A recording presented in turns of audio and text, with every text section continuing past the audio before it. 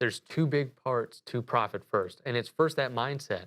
So we love our formulas, right? As Mhm. real estate investors. So the formula we're fed, the BS formula that we're fed is sales minus expenses equals profit, meaning I make a sale, I pay everyone else and their mother, and whatever I have left over is my profit. At the end of the year, most likely is when we're trying to wait for that payday. Whatever's still in the bank account. Exactly, whatever's still in the bank account. And then that's when your CPA accountant person says, "Hey, you made 100,000." And then you look at the bank account and there's $10 in there. You're like, "Where the heck did all that money go?" Mhm. So that's where you're always thinking about expenses first.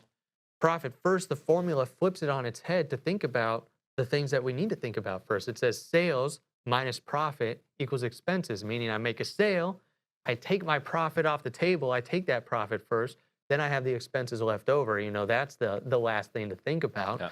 because we need to make sure we're building an actual business. An actual business is profitable. A for-profit business should be profitable. It should be profitable from the perspective that the business is giving you a return and paying you Right. and the business owner, because so many people get burned out. They get, stuck in that real estate rat race of living deal to deal, living month to month.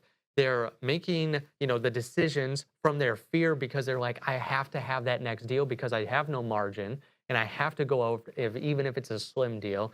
They're making all these decisions from, like the perspective of I'm paying my expenses first and hopefully I'll have something at the end of the day versus we're going to make sure we have our oxygen masks on. We're going to make sure that the business is healthy. We're going to make sure that we're running a true business here that supports why I even started real estate investing before we get into the rat race trap of like, okay, I got to just reinvest every single dollar back in. Because I am not against reinvesting. Mhm. I am against it though. If you are struggling, you're on life support, you've got debtors coming after you, you've got your wife or spouse or significant other or business partner coming after you, like, when are we going to get paid? Don't forget Uncle So Sam. exactly, yeah, exactly. So anyway, it's just every single person.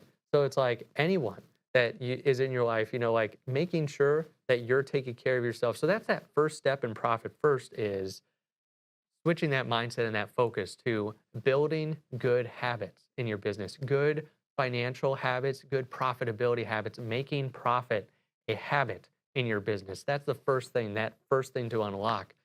I will say though, we as real estate investors, we have already on this show talked about Rich Dad Poor Dad. Mhm. And we've already talked about that mindset in other good books like The Miracle Morning or The Richest Man in Babylon. Portion of all I have is mine to keep. And Rich Dad Poor Dad says, pay yourself first. We've heard that. That message is communicated to us Mhm. as a real estate investor.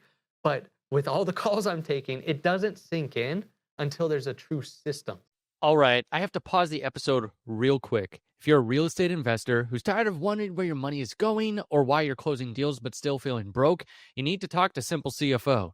Simple CFO is Profit First certified and fully endorsed by Mike McAlowitz, the creator of Profit First himself. Our team specializes in helping real estate investors finally get control of their cash flow so you keep more money, you pay yourself consistently, and build a business that doesn't run on chaos. We'll help you implement the Profit First system the right way, set up the financial processes you've been missing, and give you a dedicated fractional CFO who actually understands investing and keeping track of your numbers on flips, wholesales, rentals, private lending, all of it. So if you want predictable profit instead of living deal to deal, head over to simplecfo.com and book your financial clarity call today. That's simplecfo.com. Stop living in confusion and start keeping the money you work so hard to earn. Now, back to the episode. So I think this is something that I experienced as well. Yeah. And so, like, growing up, I did learn financial discipline from my parents. Yep. Right. And, save money, put money aside, put money in your 401k. That's a whole different conversation. Right. Yes. Disagreeable. But, put your money in your 401k, IRA, and save so you can retire later on. But there was a lot of saving, right? Mom would say, like a penny saved, a penny earned, quoting Benjamin Franklin.